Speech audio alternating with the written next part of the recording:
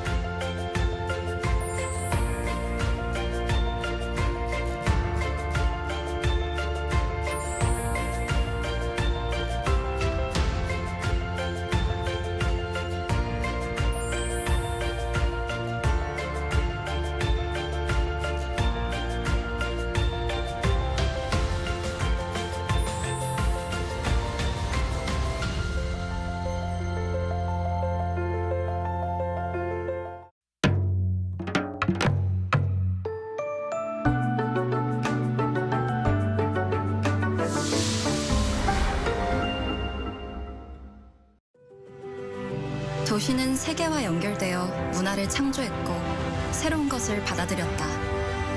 함께여서 우리는 더 자유롭고 더 멀리 갈 수 있어. 닫힌 문이 아니라 열린 질문으로. 나에게 APEC은 자유, 융합, 국제성, 다양성, 포용, 개발.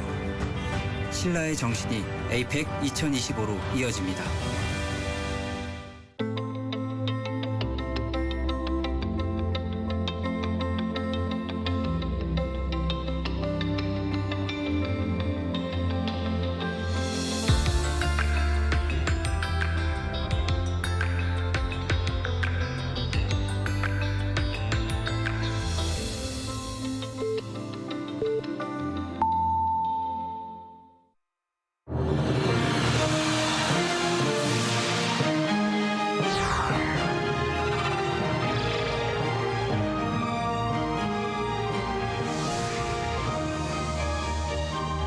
Hello and welcome to our morning edition of Arirang News. We begin with these stories making the headlines at this hour. With just a couple of hours before the tariffs go into effect, U.S. President Donald Trump signed an executive order for new rates. The White House also noted that the deal with South Korea allows significant investment for the U.S. and historic market access to American goods. Top diplomats from South Korea and the United States met in Washington, making it the first foreign ministerial meeting since President Lee took office last month. The Lee Jae-myung administration unveiled its first tax reform plan aimed at encouraging corporate payouts and boosting the stock market. Hours before reciprocal tariffs were set to take effect, U.S. President Donald Trump said Washington had made more trade deals. Meanwhile, the White House announced that Washington will raise its tariffs for Canadian goods from 25% to 35%, while another 90-day extension will be in place for Mexico. Our Lee Seung-jae starts us off. Just hours before reciprocal tariffs were set to take effect, U.S. President Donald Trump announced on Thursday that Washington had made some more trade deals. Speaking at an executive order signing ceremony at the White House, Trump told reporters that his trade deals are making trillions of dollars for his country, highlighting what he described as significant economic wins. Trump later announced a 25% tariff for India, 20% for Taiwan, and a 30% rate for South Africa. Meanwhile, when asked about failure to reach a trade deal with Canada, Trump addressed speculation, linking the breakdown to Canada's push for recognition of Palestinian statehood. No, I didn't like what they said, but, that's their opinion. I didn't like that. Not a deal breaker, but we haven't spoken to Canada today. However, shortly afterwards, the White House announced that Canada's tariff rate will be raised from 25% to 35%. The White House said the higher tariffs are in response to continued inaction and retaliation, adding that Trump found it necessary to increase the duties to effectively address the existing emergencies. The Brazilian government on Thursday slammed the Trump administration's decision to impose a 50% tariff on its imports, calling it an unfair measure, and warned of possible retaliation if no resolution is reached. However, Brazil's Finance Minister Fernando Haddad told reporters that the tariff plan is not as bad as expected, adding that the tariffs will also do harm to the American people as it will drive up prices in the U.S. Meanwhile, the Brazilian government cited data from the American Chamber of Commerce in Brazil, noting that 694 Brazilian products exported to the U.S., making up 45% of total exports, are exempt from the tariffs. The new 50% tariffs are expected to impact roughly 35.9% of Brazil's exports to the U.S. Meanwhile, Mexican President Claudia Sheinbaum said on Thursday that her government had secured a 90-day extension to work on a trade deal, which will pause new tariffs. We remain as we are, and it's 90 days to keep talking, holding dialogue, and building a long-term agreement. Sheinbaum says the extension averted the 30% tariffs that were scheduled to take effect on Friday. She added that the new extension will also allow for Mexico to be exempt from the 25% tariffs imposed by President Trump earlier this year in response to the fentanyl crisis. Lee Seung-jae, Arirang News. U.S. President Donald Trump has now signed an executive order setting tariffs for trading partners, including South Korea. The White House also officially confirmed that South Korea will face a 15% tariff rate, with the deal providing market access to American goods, including autos and rice. Our Park Jun-an has more. U.S. President Donald Trump on Thursday local time signed an executive order for the new reciprocal tariffs that take effect on August 1st. But I do know that the trade team has been working around the clock to try to be in correspondence with as many countries as possible. But if they haven't heard from us yet, they will in the form of a letter or an executive order by midnight tonight. South Korea on Wednesday secured a last-minute deal to lower the reciprocal tariff from 25% to 15%. White House Press Secretary Caroline Leavitt said the agreement allows significant investment for the U.S. and historic market access to American goods. And South Korea will pay a 15% tariff rate, including 15% on autos, while providing historic market access to American goods like autos and rice. Korea will purchase $100 billion in American energy by 2028. And the centerpiece of this deal is that South Korea has agreed to invest $350 billion at the president's direction to revitalize American industry. U.S. Treasury Secretary Scott Bessent, speaking on CNBC, described the agreement between South Korea and the U.S. as a very good one. Bessent said South Korea was a special case because they had an election, a new government. So they were not in the position to fully negotiate. And they presented a very good offer. President Trump moved the offer up a bit, and we reached a very good agreement. On the same day, the White House posted a photo of President Trump with the South Korean U.S. trade delegation to social media, where it called the deal historic. Trump also took to social media to say details on South Korea's investments will be formalized during a visit to the White House by President Lee Jae-myung, set to take place in the next 2 weeks. Park Junan, Arirang News. So we're just a couple of hours away from the reciprocal tariffs taking effect. South Korea and the United States reached a trade deal yesterday, allowing Washington to impose a 15% tariff on Korean imports. For more on this, we're joined by Professor Greg Buchak, Professor of Finance at Stanford Graduate School of Business, Stanford University. Professor Buchak, thanks for joining us this morning. Yeah, thanks for having me. So high tariffs are set to take effect just after midnight today. So what's your overall assessment of the Trump administration's tariff policy? Do you think pressuring countries has been effective in what he wanted to achieve, such as countering China? Yeah, so I think Trump's tariff strategy has been fairly blunt force, and as you can see from a lot of the last-minute implementations, a bit chaotically implemented, and I think not actually super well tailored to U.S. strategic interests. So, broadly, there's really 3 strategic reasons that one might want to impose tariffs. One is kind of obvious. It's raising revenues, and it's true that revenues from tariffs have increased, but the number is actually fairly small relative to the U.S. federal budget. And economists tend to think of tariffs as being sort of a very inefficient way to raise revenue because they distort a lot of economic behavior. Another reason you might do it is to kind of reshore U.S. manufacturing. And the idea is if we make goods imported from foreign countries more expensive for U.S. consumers, they'll have incentives to buy locally, and local producers will be able to sort of compete within the U.S. Now, it's not super obvious why the U.S. wants more like factory workers and less computer programmers, but that's sort of what Trump is aiming for. But the irony in a lot of this of Trump's implementation here is there are actually very high tariffs on raw materials like steel and aluminum, and these are the things that U.S. factories would need to actually produce. So these sort of high tariffs on raw materials kind of run directly counter to this goal of reshoring U.S. manufacturing. And then the final thing that you mentioned, I think, is probably the best justification for this, which is sort of geopolitically countering China. But unfortunately, I also think that the tariff strategy there is a little bit incoherent.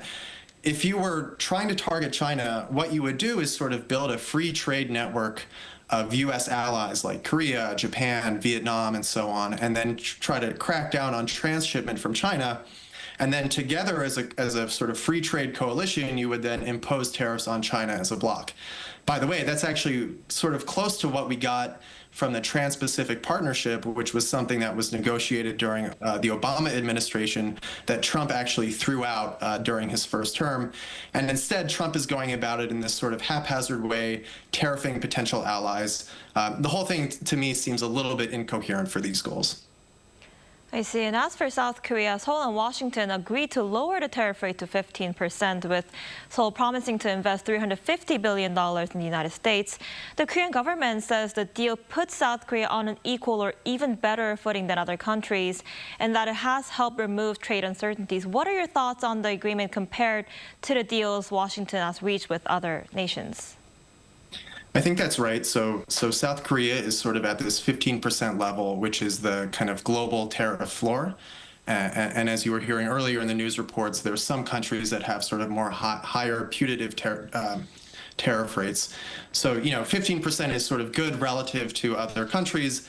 It's unfortunately higher than what many people would think is ideal, which is actually 0%. But as you mentioned, it's very good to sort of have this ironed out and removing some uncertainty around Korean exports. On paper, this looks very similar to the kinds of deals that the U.S. has with the EU. I think it's particularly important for Korea, which relies so much on exporting things like batteries and automobiles to the U.S., to just have this kind of locked up. As you mentioned, another big part of this that Trump sort of sees as a big win, and hopefully it's mutually beneficial to both countries, is this $350 billion of investment that's spread across things like shipbuilding, semiconductors, energy, biotech, liquid natural gas purchases. It's a really big commitment, and hopefully it ends up being mutually beneficial for the United States and Korea. I see. All right, Professor Buchak, I'm afraid that's all the time we have for today. Thank you so much for your insight. We appreciate it. Thanks for having me. So South Korea's Foreign Minister Cho Hyun met with U.S. Secretary of State Marco Rubio in Washington on Thursday local time. This was the first foreign ministerial meeting since the launch of the Lee Jae-myung administration. For more on what was talked about and what comes next, we have our correspondent Oh Soo-young on the line. Soo-young, the top diplomats of Seoul and Washington held their first ever discussion at their meeting in D.C. Tell us more. Good morning to you, Unji. Foreign Minister Cho Hyun and his counterpart Marco Rubio met Thursday afternoon local time, very early in the morning here in Seoul, of course. The two officials appear to have discussed the South Korea-US alliance and broader security issues here in the region. Seoul's foreign ministry says they exchanged views on North Korea, deeming it, quote, necessary to strengthen cooperation on Pyongyang and agreed to an enhanced whole-of-government approach. They also agreed to strengthen trilateral cooperation between South Korea, the US and Japan based on the Seoul-Washington alliance. Washington's readout focused more on deterrence against North Korea, saying that the two officials reaffirmed resolute commitment to the complete denuclearization of the North. The statement also expressed serious concern over the North's growing military cooperation with Russia and said that Cho and Rubio both committed to the full implementation of international sanctions against Pyongyang. It also positioned the Seoul-Washington trilateral cooperation with Tokyo as an effort to strengthen deterrence against regional threats, while emphasizing the importance of peace and stability across the Taiwan Strait. Now, Rubio and Cho's talks followed the sudden conclusion of trade negotiations by finance and trade officials the day before. Now, the two officials welcomed the bilateral trade agreement and pledged cooperation on supply chains and critical and emerging technologies. Seoul, though, further emphasized a third pillar of partnership in advanced technologies. These include things like artificial intelligence, nuclear energy and quantum technology, alongside the first and second pillars, which would be security and trade cooperation. Right, and Soo-young, there is also talk of alliance modernization following the tariff agreement. What's the latest on that? Good question. Well, security issues were not substantially addressed in the recent trade negotiation that you mentioned happened yesterday. Initially, a so-called package deal covering both trade and security matters was treated in the past. However, discussions on alliance modernizations are expected probably in the weeks to come. The term, of course, refers to adjusting the role and scope of the Korea-US alliance in line with shaping strategic conditions, and as Washington presses its allies to contribute more towards their own security. Both the Foreign Minister and Defense Minister, An Gu-baek, who held a phone call with his counterpart, Secretary of Defense Pete Hegseth, have reportedly discussed alliance modernization. But, of course, no specific outcomes have been announced so far. It is, though, expected that the summit between Presidents Lee Jae-myung and Trump could serve as a starting point, with potential 2+2 ministerial meetings to follow for more detailed discussions on that. Of course, U.S. President Trump stated yesterday that his meeting with Lee will take place within the next 2 weeks and reportedly instructed Secretary Rubio to make arrangements without delay. So we can expect him to coordinate with Seoul, including, of course, with Foreign Minister Cho Hyun. Speaking with reporters after their meeting, the South Korean foreign minister said that his talks with Rubio were good and constructive, and that talks to prepare the bilateral summit have now begun. All right, Soo-young, thank you for that report. The government unveiled its tax reform plan to address a substantial shortfall in tax revenue and support economic growth. Our finance correspondent Moon Ji-young explains more. The 2025 tax reform bill introduces a mix of targeted tax credits for strategic industries and welfare, alongside adjustments to corporate and capital gains taxes. Over the past 3 years, our tax revenue base has weakened rapidly, leading to a significant drop in the tax burden ratio. Therefore, this year's tax reform bill prioritizes reinforcing the weakened tax revenue base for fiscal sustainability, while also supporting economic strength and stabilizing people's livelihoods. The reform package aims to enhance tax credits for R&D and investment in future strategic industries, including AI. Furthermore, to enhance K-content competitiveness, tax credits for webtoons will be newly introduced, and tax support for video content creation will be expanded. Beyond these targeted incentives, the framework includes tax cuts designed to encourage corporate payouts and boost the stock market. Specifically, to encourage high dividends, a separate taxation system for dividend income from high dividend companies is being introduced.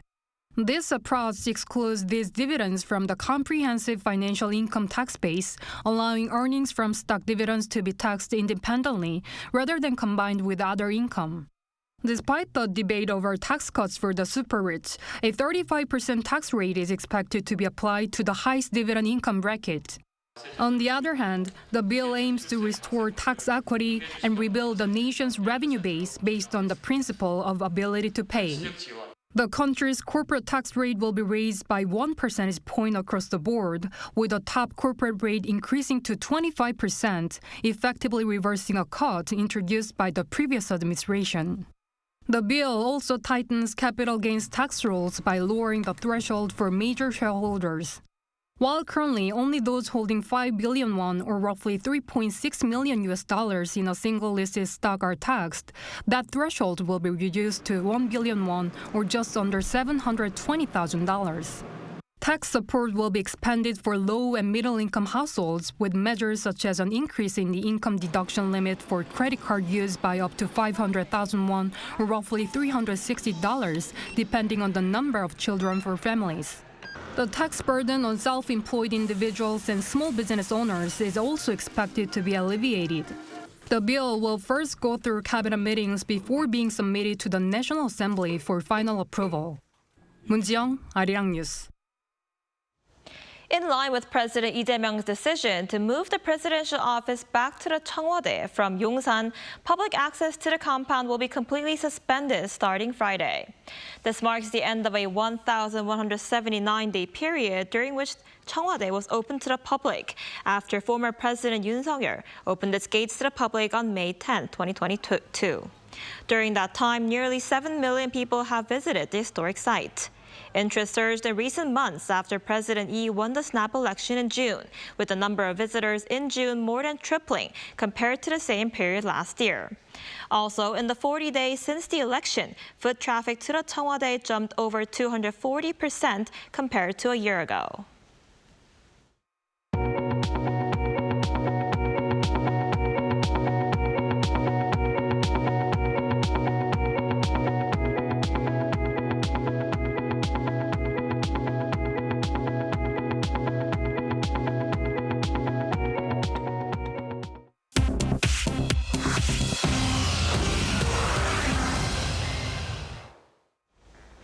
Good morning, I'm Choi Ji-hee, and this is The World Now. The United States says it will deny visas for officials of the Palestinian Authority and members of the Palestine Liberation Organization. The U.S. State Department announced the sanctions on Thursday under the Middle East Peace Commitments Act and the PLO Commitments Compliance Act. The measures formally deny visas to unspecified members of both the PA and PLO for their alleged efforts to internationalize the conflict with Israel, such as bringing cases to the International Criminal Court. They also coincide with moves by European and North American allies, including Canada, the United Kingdom, and France, to recognize Palestinian statehood at the September UN General Assembly. The White House on the same day made clear that President Trump expressed his dissatisfaction and disagreement with the three allied leaders and views any recognition of Palestinian statehood as rewarding Hamas. Over in Ukraine, the parliament voted unanimously to restore the independence of two key anti-corruption bodies following mass protests. The bill was passed on Thursday during a live-stream broadcast of a parliamentary session with a vote of 331-0, reinstating full independence for the National Anti-Corruption Bureau and the Specialized Anti-Corruption Prosecutor's Office. The decision nullified amendments passed on July 22nd that had placed both agencies under the authority of the Prosecutor General.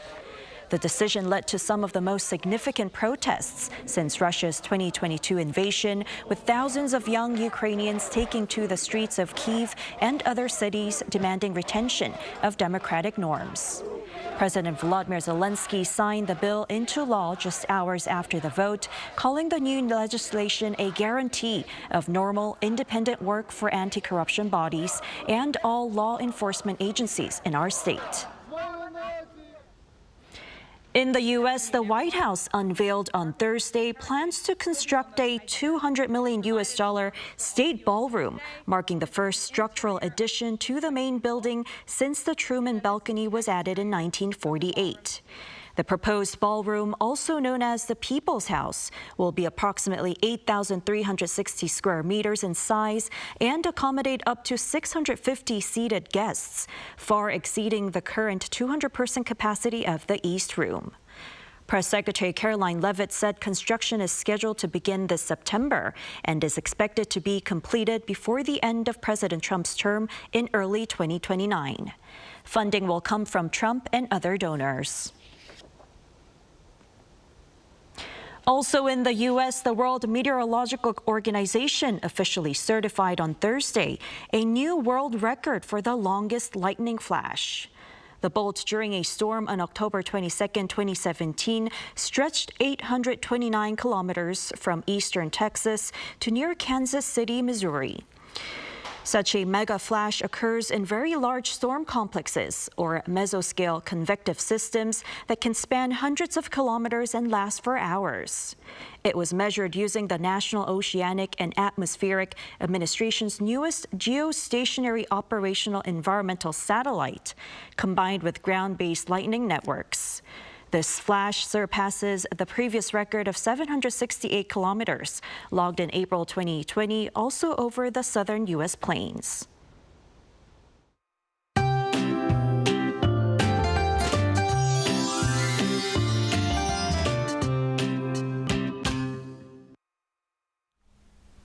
We are in the midst of a record-breaking heat wave. Seoul has now experienced a tropical night for 13 consecutive days, while Sekgipo on Jeju Island has had 17 straight.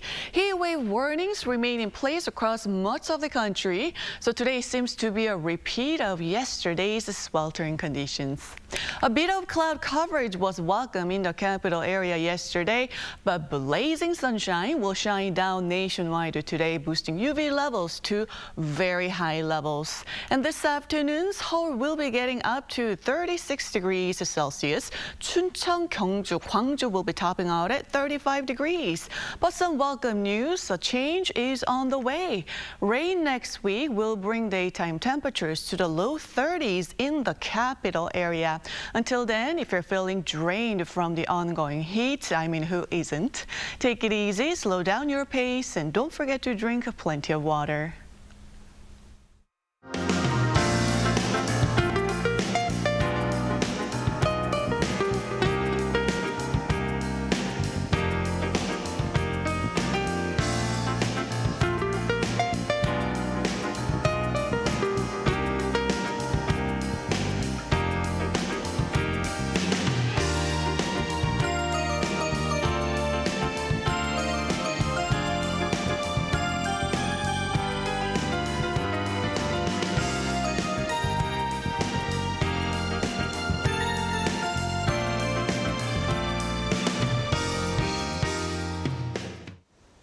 That's all we have for this morning. Arirang News will be back at 5 p.m. Korea time. Thanks for watching.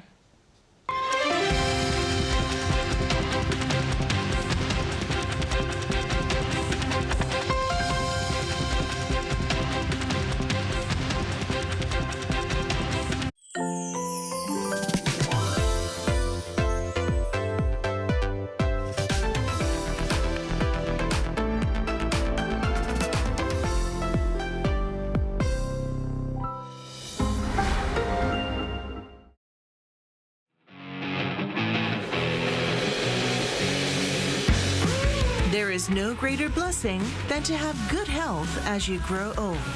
Even though my mom is over 70, she is peppy and full of energy. One day, our family started practicing Taekwondo, and it turned out to be a special blessing for us. Taekwondo family, return to happiness. 옛날에는 택시부터 시작해가지고 버스, 덤프트럭, 낮과 밤이 없이 몸이 부서지도록 일을 했죠. 그러다 보니까 몸이 많이 망가졌어요. 허리 협착증도 생겼고 무릎도 아프고 이제는 내 삶이 다 됐는갑다 생각을 하고 사는 것도 싫고 완전 좌절을 했죠. 지팡이를 짚고 다니실 만큼 근력이 약해지셔가지고 너무 힘들었는데 우연찮게 실버 태권도라는 거를 알게 되셨어요. 다리도 안 올라갔거든요, 솔직히. 근데 64세부터 태권도를 해서 7년째 하고 있습니다. 인상도 너무 밝아지셨고 빨리 가고 싶다고 하시고 도복을 보면서 흐뭇해 하시더라고요. 그때부터 어머니의 삶이 다시 시작이 된 것 같고 지팡이를 안 짚기 시작하셨어요. 그게 진짜 놀라운 변화인 것 같습니다. 어르신들이 운동을 통해서 노년을 건강한 생활을 할 수 있게끔 도와주는 게 바로 저는 태권도라고 생각이 듭니다. Not only did Mother experience this change, but her fellow teammates also felt reborn due to the dramatic change in their lives. 너무 좋아요. 온 세상을 다 얻은 것 같죠. 제가 태권도 전도사가 된 것 같아요. 열정이 높으신 분이죠. 그 가족 전체가 태권도 가족입니다. 아주 화목하고 건강이 넘치는 대한민국의 대표적인 태권도 가족이 아닌가 싶습니다. We're a family that loves practicing Taekwondo, so we've embarked on a new challenge. 사실 저희 가족들이 아픔이 정말 많습니다. 제가 아침에 일어났는데 반신이 마비가 왔었고 저희 아이는 태어나자마자 인공 심박기를 달았었고 정상으로도 살기 힘들다는 진단을 받았었지만 이 아이를 보면서 기적이라는 것을 알게 됐거든요. 그래서 태권도는 행복 그 자체입니다. 태권도를 해서 강해지니까 더 자신감이 올라가고 행복해요. I believe Taekwondo is a blessing from heaven. It has made us hopeful for the future. Every day, we're excited to see what's in store for us tomorrow. Practice it with your family. Taekwondo brings happiness. Arirang TV is conducting an overseas TV viewer survey to provide you with a better global broadcast service. Share your valuable feedback on the Arirang TV website www.arirang.com or mobile application. Survey participants will be selected at random to receive special gifts. 2025 Arirang Overseas TV Viewer Survey. We look forward to hearing from you.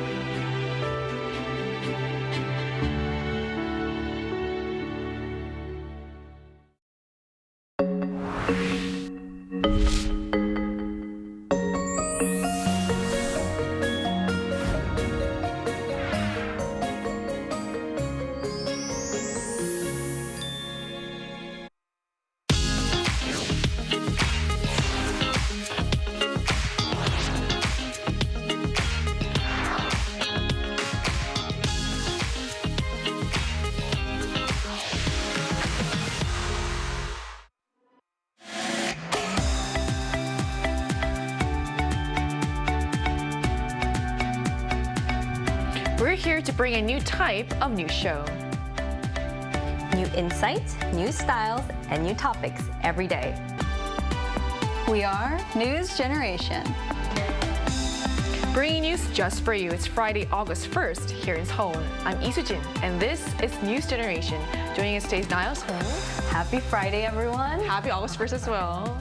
And Brooke is also with us today. Yes, hello, good morning. Good morning. Both are here to speak on behalf of people in their 20s and 30s.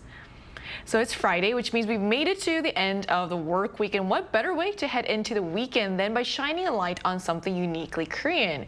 Now, when people think about Korean culture, the first things that usually come to mind are K-pop, K-dramas, and of course, food, all major sources of national pride and global fascination. But Niall, today we're taking a bit of a detour from entertainment and food and diving into something that might not seem as flashy, but is just as important. Can you tell us what we're talking about today?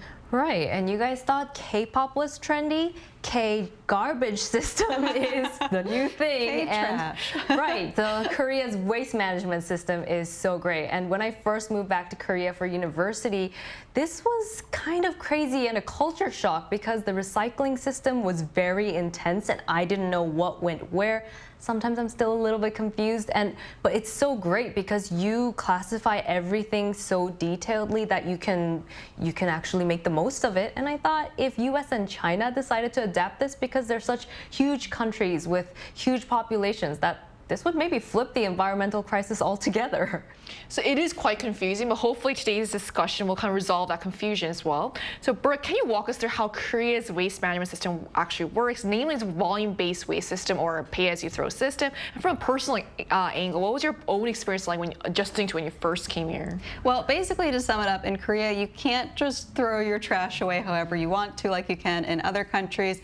I grew up in America, and most families just throw everything into one big black garbage bag, and that's it. There is no federal law requiring Americans to sort their waste in any specific way. Of course, there are some households that do decide to recycle, but it is not everyone. In Korea, however, it is mandatory. You have to follow the rules. What you have to use are these officially designated volume-based bags. They're called 정량제 봉투, and they're a part of the waste disposal fee system. And by fee system, I mean that you do have to pay for these bags. You can easily find them at supermarkets or in convenience stores, and they're quite cheap. You can get them for 200 to 400 won. That's about 50 cents, or you can buy them in bulk, get them for a few dollars, and it's really quite convenient. If you don't use them, however, there are definitely fines. You can get them at different volumes depending on your needs.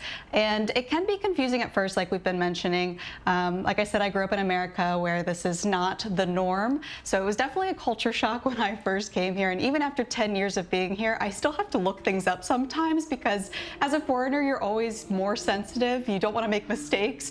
So I always try to make sure that I'm following the rules correctly. But I got used to it, and I think everyone can. I think it's a great system. You kind of also mentioned this, but like there's also things you can't and you can throw out in those trash bags. That's right. From my personal experience, I tried to throw out my bed frame recently, and it turns out like when I went to buy those bags, they wouldn't sell it to me right away because they wanted to make sure I had those disposable stickers as well. So it has those like the ones that are furniture, appliances, they need to have a separate disposal sticker as well. So there's things to remember. So Korea is often seen as a front runner when it comes to the volume-based waste fee system. It's basically a pay-as-you-throw model, right? So can you break down why this system is considered so effective, Niall? Why don't we do a little dive into history? Back in 1995, Korea became the first country in the world to implement a nationwide volume-based waste fee system. And over the past 30 years, this system has reduced waste by 160 million tons with an estimated economic value of 45 trillion won. And back in 1991, the average waste generation per person was 778 kilogram, and after the system was introduced, that amount was cut in half, so it's very effective. So when Korea first introduced this system, did it face any challenges or public resistance, Brooke? Well, I think when there's any nationwide change, there's going to be some pushback, some growing pains. People were worried about the financial aspect, that people wouldn't be able to afford it. They were also worried about this putting too much burden on the consumer, on the individual, rather than the government. And of course, there were concerns about bad actors, people that would try to go around the system. And that did and does still happen. There are still people that try to use fake bags, or they try to illegally dump their trash. It happens, but there are punishments when that occurs. But I also found out in researching for this show that there is a reason why there aren't many trash cans in Korea. And this could be a big shock for some foreigners. When my family visited Korea, I remember we were walking for 20 minutes with, cups in our hands, and they kept asking, Brooke, where are the trash cans? Well, I found out it's because of the waste management system. When it was first introduced, people would try to get out of the pay-as-you-throw system by throwing all of their household trash into the trash cans on the street. So the authorities said, okay, we're going to take those away, reduce the number of trash cans to encourage people to change their waste disposal habits. So yes, like I said, there definitely were some growing pains in the beginning, but now it's just second nature. It's a part of everyday life in Korea. Even as a Korean, I feel like it's quite frustrating to go about my day and not be able to find a trash can. I feel like the downside of that is that I get why they did that now, because you explained this, but also I feel like it could lead to more littering in certain places as well. That's right. So aside from the volume-based waste fee system, which we know is a big part of Korea's approach, Niall, what are some other key systems or strategies the country uses to manage waste? Right. In addition to the volume-based waste system, another aspect gaining attention is how Korea handles food waste. And unlike many countries abroad like the United States and United Kingdom, where most food waste end up in landfills, major cities in Korea require residents to dispose food waste in designated volume-based bags as well. The waste is then recycled into animal feed, fertilizer, or biogas. And these days, there are also machines that ferment or dry up food waste and are also widely used. I personally use one as well. It's so convenient. And the sales of these devices have significantly increased in the past few years. Some local governments even provide subsidies and support for purchasing them or install them directly for you. So I think this is a great move towards more convenient, efficient food waste disposal. So I've actually never used these machines. So how are they? Do you think they're efficient? They're very efficient. There's different types of it. Just to point out, it is illegal to use a garbage disposal that gets attached into the sink, but I use one that's biodegrading. So you feed basically your pet to eat up the food waste, or there's ones that grind it up and then you throw it away in general trash. Does it smell at all? It smells slightly like hot garbage, maybe a little bit of cup noodle smell, but it's not bad because you close it at all times after you put it in. But when you open it, yes, because it's food waste. Right. Food waste that smells like ramen. I don't know. I feel like that's not too bad. It's not too bad. It's actually not too bad compared to what I used to do as well. So waste sorting is another important part of Korea's waste management system. So Brooke, can you tell us about Korea's approach to waste sorting and talk about how important it is in everyday life here? Sure. I didn't know about those machines either, so I think I'm learning a lot today, and I hope you guys are too. So let's keep it going. I'm going to walk you through the waste sorting here in Korea. We've talked about these volume-based bags, but it's not that simple. It's not like you can just put all of your garbage into that one bag. There are actually 4 main categories. So you have your general waste, your food waste, recyclables, and large or special waste. So let's go through each of them. Your general waste, that's like your everyday household items. Then you have food waste, which might sound self-explanatory, but sometimes it's not. So for example, you cannot put eggshells in your food waste bag. You also can't put bones. So if you have some delicious Korean fried chicken, make sure that you are not putting the leftovers in that food waste bag. So just little tips that you might have to go through if you're not familiar. Your next one will be recyclables. This is, paper, glass, cans, metal. That all has to be sorted accordingly. And lastly, we have large or special waste. And you actually mentioned this with your bed frame. That does not fit into any of the other categories. So because it's a special or large waste item, you have to actually apply for it. You typically have to get a waste sticker and schedule a pickup for someone to come get that waste from in front of your place. You cannot just put it outside. Do not recommend that. You will get in trouble for it. They will fine you for it. So just do your best to follow the rules. If you're a foreigner and you're unfamiliar, there are many resources online that you can go to so that you can learn more about the waste management system. I promise you it's a lot easier than it sounds. So our company is actually pretty serious about waste sorting too. It's something we try to practice every day here at Arirang. So I put together a quick video to show how we manage it around the office. So let's take a look. Here at my company, we take waste sorting very seriously. As you can see here, we separate trash into several categories to keep things clean and eco-friendly. So dirty straws go into this general waste, and paper cups go over here, as well as paper cup holders, and then plastic cups will go into here. It might seem like a small thing, but waste sorting helps the environment and everything adds up, so recycle right. So waste management is such an important issue, not just for Korea, but globally, especially as we deal with climate change and growing urban populations. And Korea, as we've been talking about, has taken some pretty unique steps, from its volume-based trash bags to its incredibly detailed recycling rules. And to get a broader sense of how people actually feel about these systems in practice, we asked through a poll on the Arirang News YouTube channel which part of Korea's waste management system viewers find most effective. So let's take a look at what they had to say. So the majority of respondents, 60%, point to this country's thorough recycling system. Another 20% highlight the standardized pay-as-you-throw garbage bags, while 14% said the food waste disposable system stood out the most. And the remaining 6% chose other aspects of Korea's approach. So to learn more about how someone from a different country thinks about waste, we're going to talk to a young American to ask how waste is handled back home, how seriously people there view the issue, and what they think could be improved going forward. And that conversation is coming up right after the break, so don't go anywhere.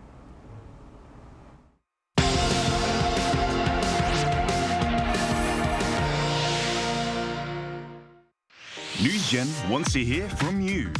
Go to YouTube and search our channel Arirang News. Click Community and leave a comment down below. Make a new type of news with us. We're joined today by Shayla Kulubal, who has been living here in Korea for 3 years now. So hi, Shayla. Thank you so much for connecting with us today. Hello, good morning. Good morning. So how is waste typically managed in your country? Yeah, so in America, it really depends on the local government participation with private companies and how they want to regulate their waste systems. And so each state will have a slightly different operation of how they want to collect their waste. I have lived in a couple of states, so generally it's the same, but there are times when the specific county do stop working with certain private companies. And so certain counties will stop doing things like recycling, which is a little bit odd. But currently, my family and I live in Houston, Texas, and there's just two different types of waste management system. One is your general waste, which you would put your food and everything else together in a plastic bag. And the other would be recycling. Now, recycling is a bit weird. I feel like different counties do it differently and there's no real structure. So you would just put everything in a plastic bag and put it in its designated recycling bin for people to pick up. Now, we would get fined for things like if your trash can is dirty or if there's maggots in it, but there's no really strict regulations on how to recycle or how to throw away your trash. All right, you just mentioned this a little bit, but let's get into it. How much public awareness or concern is there in America when it comes to waste and environmental issues compared to Korea? Ooh, I feel like it's still steadily growing in America, but before a couple years ago, there was a huge wave of environmental crisis where people would start getting tote bags and stop using plastic straws and opting for paper straws.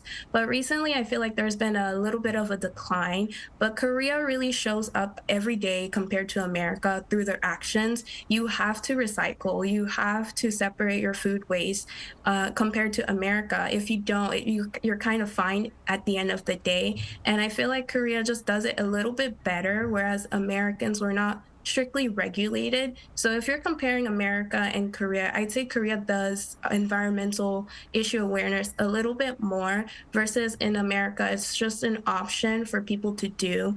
There are some talks and conversations here and there, but it's not such a big impact for young Americans or even current generations to have the need to help the environment compared to Korea. Well, I agree with your points completely, and thank you for your insights today. One last question for you. In your opinion, how could waste management be improved or developed further, either here in Korea or in America? Yeah, so I think both countries could actually learn from each other. I feel like in the American side, they should look at what Korea is doing and being a little bit more strict with how people recycle and fining people for not recycling well. I feel like America should also start adopting the food waste management system and taking those food waste to local farms for compost or feeding it to the animals. That would really help the environment and reduce the methane in our air. And I feel like on the Korean side, Korea's already doing everything perfectly, in my opinion. But there has been an increase of foreigners coming to Korea and living here. So recycling is really daunting for them and really intimidating. If there is quite a lot of information, I feel like, on how to recycle, but it is still a bit intimidating. But still having a lot of multilingual help and visual aids would really suit more foreigners that come live in Korea. So I hope our discussion today will provide that help for those viewers. So thank you so much for sharing your insight with us today. Thank you. Thank you. Thank you. So we just heard from a young person from America who shared her perspective on how waste is managed back home, the level of public awareness around the issue, and the changes they hope to see in the future. And that really highlights how different countries are tackling waste management in their own ways. So now I've heard that Korea's waste management system has attracted quite a bit of international attention. Can you share some examples of how other countries are studying or even adopting elements of Korea's model? As a Korean national, I am so proud to talk about this because before Korea introduced this volume-based waste system, it actually looked to Japan for benchmarking. But afterwards, Japan municipalities began referencing Korea to improve their own systems. And other countries like Taiwan also introduced the volume-based system in 2000, inspired by Korea. Hong Kong also attempted to adopt a similar system, but due to strong opposition, it was indefinitely postponed. So the thing is, it doesn't always work for every country. Like you mentioned Hong Kong, obviously Hong Kong has a very high density area, and also not all countries have the infrastructure that Korea does either. So what about Western countries, Brooke? Have places like the US or various European nations looked to Korea's waste management practice for inspiration? Well, first I want to zoom out a bit and look at the big picture. So globally, 1.3 billion tons of food is wasted each year, which is a huge and very concerning number. America, where I'm from, throws away nearly 60 million tons of food every year, and that's almost 40% of the entire U.S. food supply. So in contrast, if we look at Korea, the Washington Post actually really praised this country in its article titled, "South Korea Recycles 98% of its food waste. What can it teach the world?" And I feel like that title really exemplifies what we're talking about here today, which is Korea being a role model in this regard. And this article also mentioned that according to the UN Food and Agriculture Organization, up to 31% of all food gets wasted, which is enough to feed more than 1 billion hungry people. Plus, what's more is food waste is estimated to cause 6 to 8% of global emissions. So it's bad for the environment as well, which is why it's no wonder that people are turning to Korea for inspiration for how to fix this problem. So in America, we're seeing in New York, for example, they're trying out the pay-as-you-throw system. In France, they also had an article that called Korea the champion of bio-waste. What a title that is. Yes. And so they are starting to implement some Korean practices. And we're also seeing in Peru, in the city of Cusco, they are working with the Korea International Cooperation Agency to implement some composting facilities that are based on Korean practices. So I think what we're seeing from this is that even though this topic might not be as glamorous as K-pop or K-food when we're talking about the Korean wave, it is extremely important to talk about, and it's very influential. And I'm really glad and proud to see how well Korea is doing in this regard. And when I threw out food waste yesterday, I was reminded how the system works, which is like, from what I do at my place is that we tap a card and that unlocks the food waste bin. And once it's open, it measures how much I am disposing of, how much food waste I'm disposing of, and then the cost automatically is added to our building maintenance fee. So I feel like it's a pretty efficient way. Wow. So to wrap up our discussion today, waste management is an important topic because it's so closely tied to broader environmental challenges we all face. So looking ahead, Niall, what direction do you think Korea and really the entire world should be moving towards when it comes to tackling waste more effectively and sustainably? Right. I do think while Korea is doing a great job, there are lots of bigger countries with more people, and they really need to get involved and set the example for the rest. And the system is currently great too, but in the end, we need to remember to reduce waste that we consume in general. So sustainable products for the long run would be the best thing for our environment. I think that's great advice. Brooke, do you have any advice for this? Well, it might sound cheesy or cliche, but I think it all comes down to you. It comes down to the individual person. it's kind of like voting. It's very easy to think, well, I'm just one person. Does my vote really matter? I'm just one person. Does my trash really matter? The answer is yes, it does. Collectively, it matters. So even if it's a little inconvenient, you should make those sacrifices for the better of the environment. Every time I have to sort my food waste, for example, it's kind of gross, and it really makes you think about waste. Like maybe if I hadn't made too much of this, I would not have all these leftovers to throw away. It makes you think about how much you're using. And so as long as you change your mindset, I think we can all really help the world out. So it's clear that tackling waste isn't just about keeping our streets clean, it's about protecting our planet and building a sustainable future for everyone.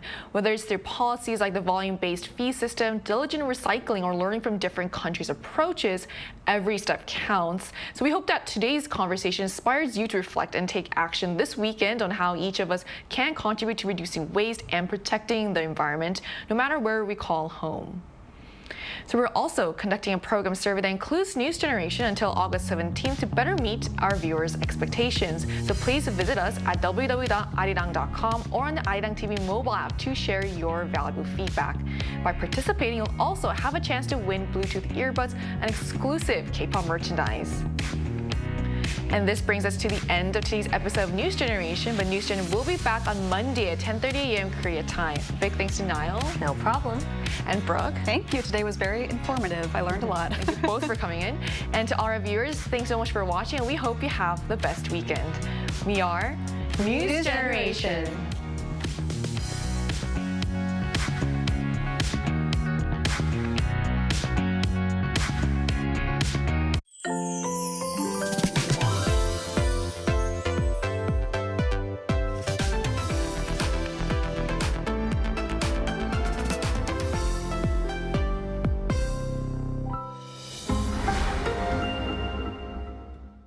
How to survive in Korea. Weddings. Step 0. Attire. As a guest, dress formal to business casual. Avoid wearing all white, shorts, or going topless. Step 1. Arrival time. Arrive 30 minutes prior to the wedding ceremony. Too many cars, too many halls, too many people. There are many twists and turns. Take pictures and shake hands. And write your name vertically, not horizontally, in the guest book. Step 2. Or, shibor. 50,000 won, 100,000 won, 150,000 won. Cash gifts are given in these units. Decide on the amount based on your relationship. Write your name vertically on the envelope. Step 3. Wedding etiquette. Fill up the front row. Guests have 3 duties to fulfill: clapping, cheering, and taking pictures. Step 4. Dining. Take off your jacket. This will be your seat from now on. Start with the not your everyday delicacies. Galbijjim. Yes. Bosa. Yes. Chili shrimps. Definitely yes. Kimbap. Yeah. Only if you can't live without it. No need to pile up food. You have more than one opportunity. Did you survive the wedding? Wait, did someone catch your eye? What are you waiting for? You're looking fine today.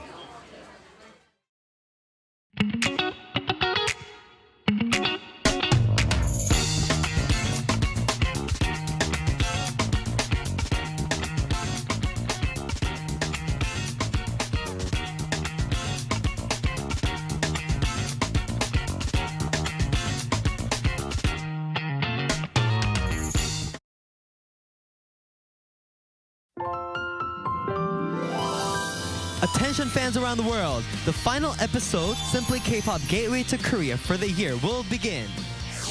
Coming in strong with a powerful performance and hip charms that'll pull you right in. Inside.